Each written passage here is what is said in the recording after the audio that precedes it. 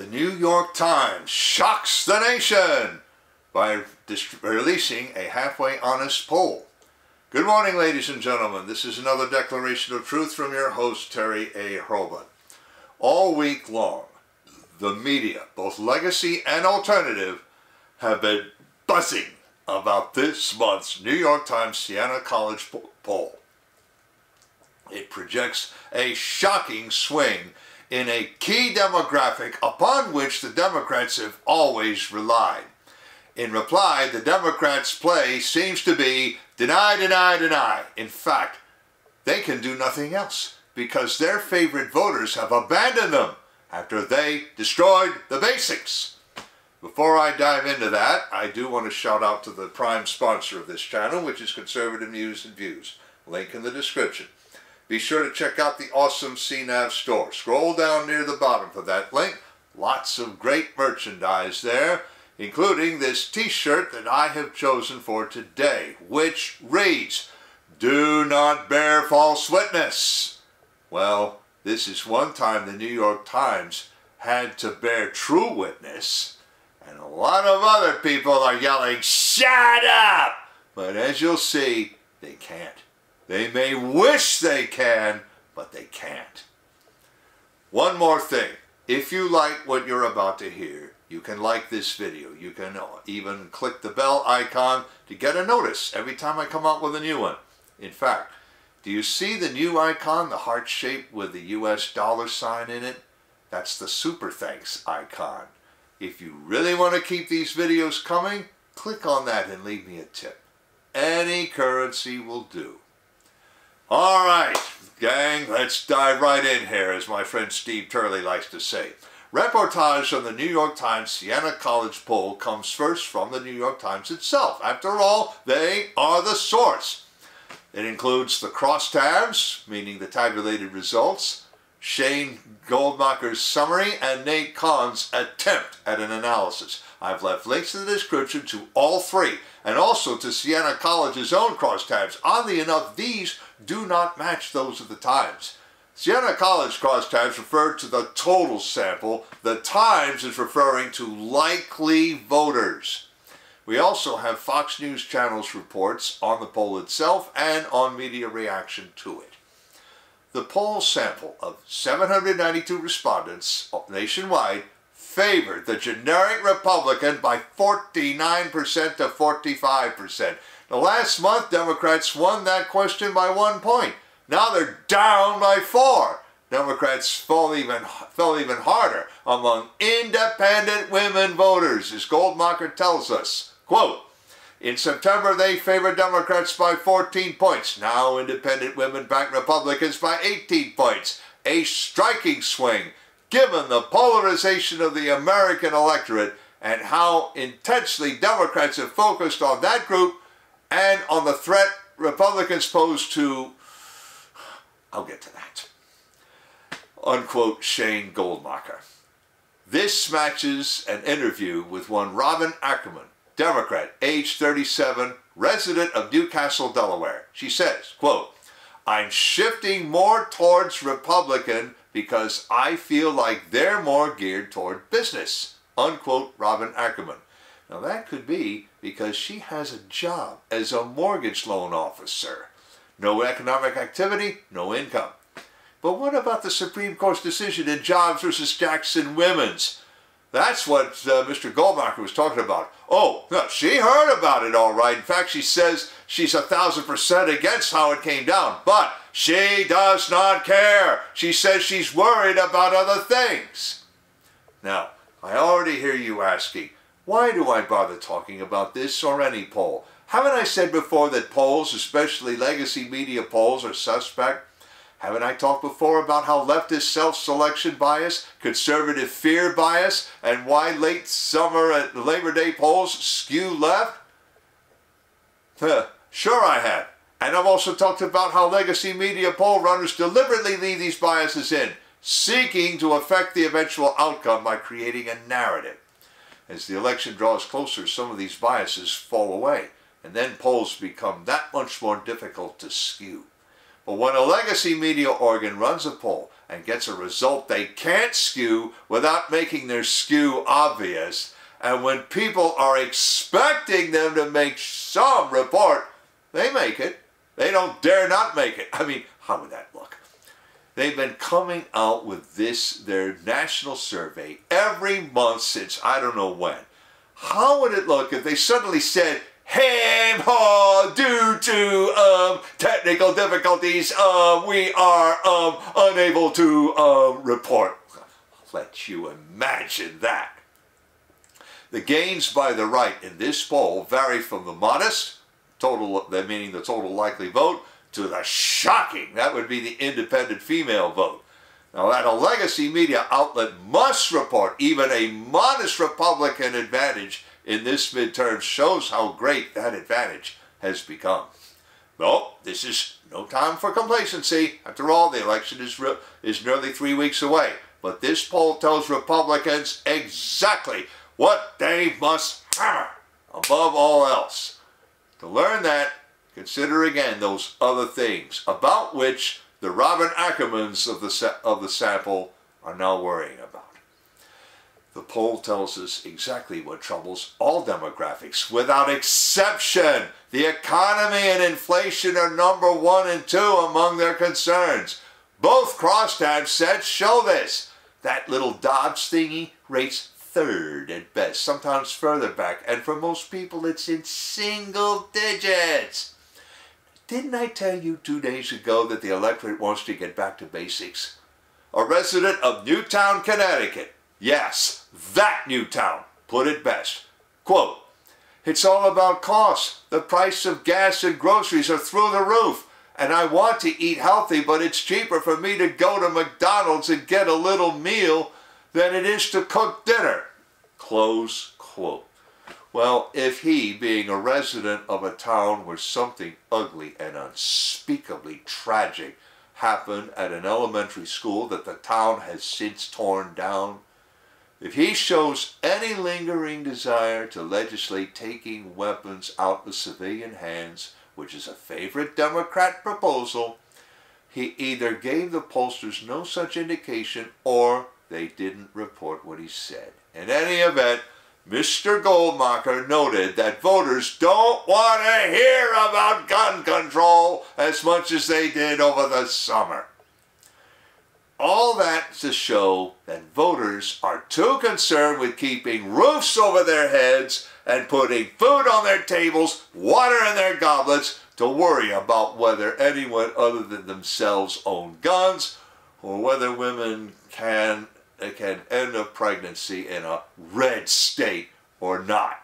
They don't have a problem in blue states, and now they're beginning to realize that. The Democrats mess with the basics, and they will pay for that error, and this poll shows it. Next, I'm going to talk about the stuck pig squeals we're getting from the legacy media and the much more sober analysis we're getting from the alternative media. Before I do, I want to shout out to a sponsor who can really help you through the economic storms to come. That sponsor is oursilverlines.com. Do you feel like you're working harder for your money just to get by? You're not alone. The fluctuating economy, employment issues, and unexpected changes in life have left many families struggling over the past few years.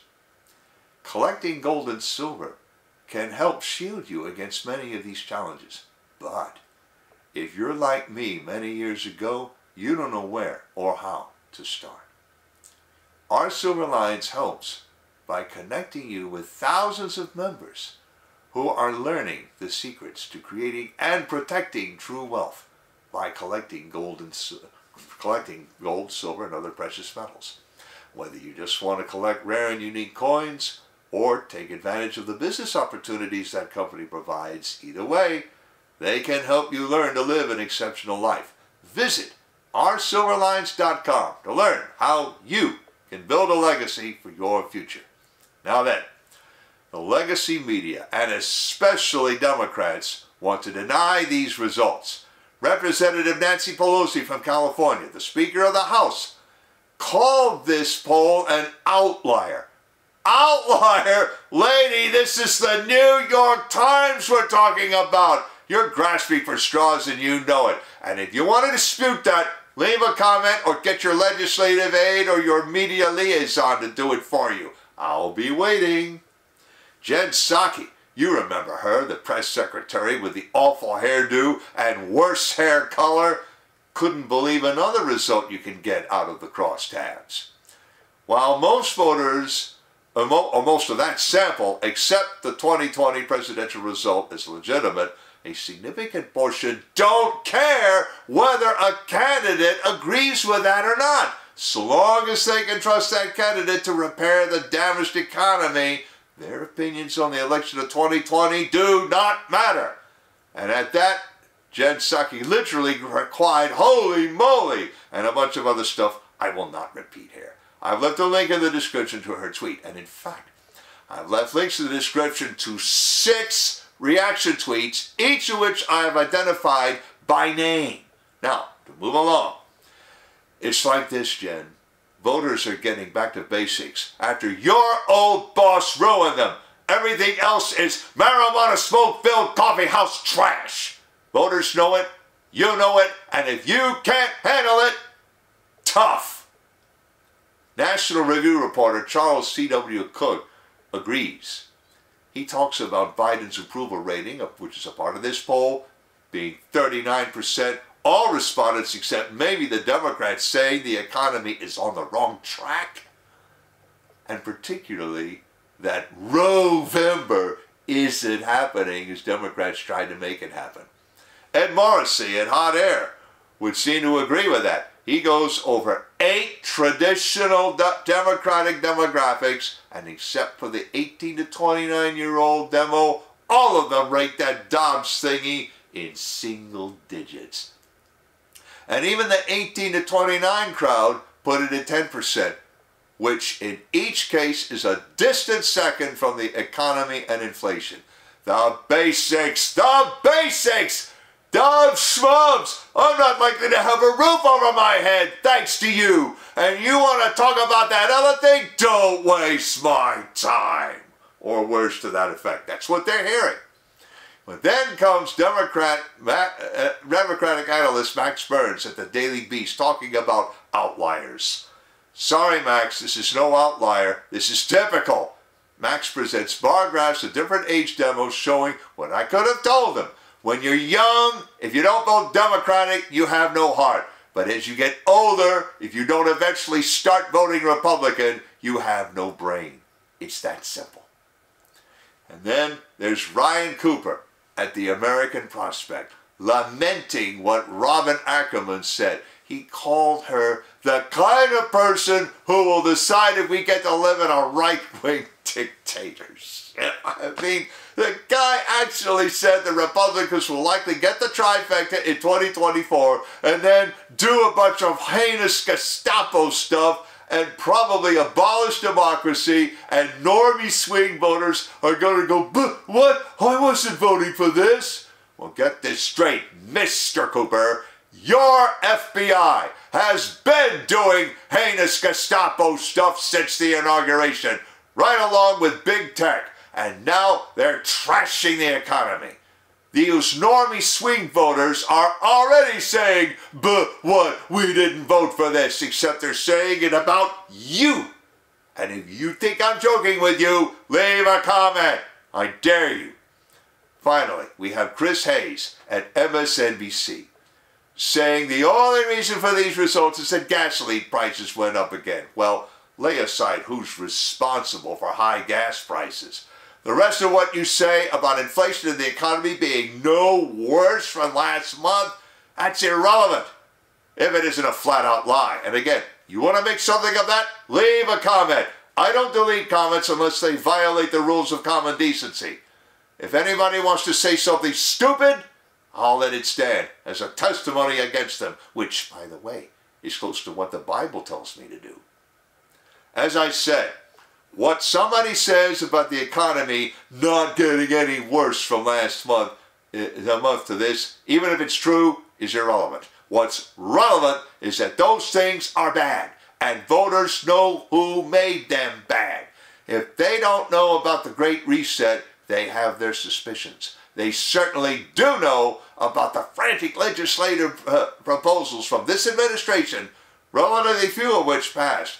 And the one thing that did pass, it's not helping, it's not going to help. Voters know that too.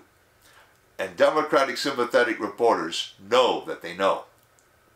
That's why they babble on about outliers and right-wing dictatorships. They're probably worried that Republicans will be able not only to impeach this president, but also convict him. True enough, Democrats will likely have 47 seats in the Senate no matter what happens, within reason. But many of those 47 will have to face the voters 2 years from now. If they vote to acquit this president, no matter what evidence Republican floor managers bring before the Senate, voters will associate them with Biden and find them guilty by that association. That will hold even if Biden loses the nomination, and he has indicated that nothing but death will stop him from seeking it.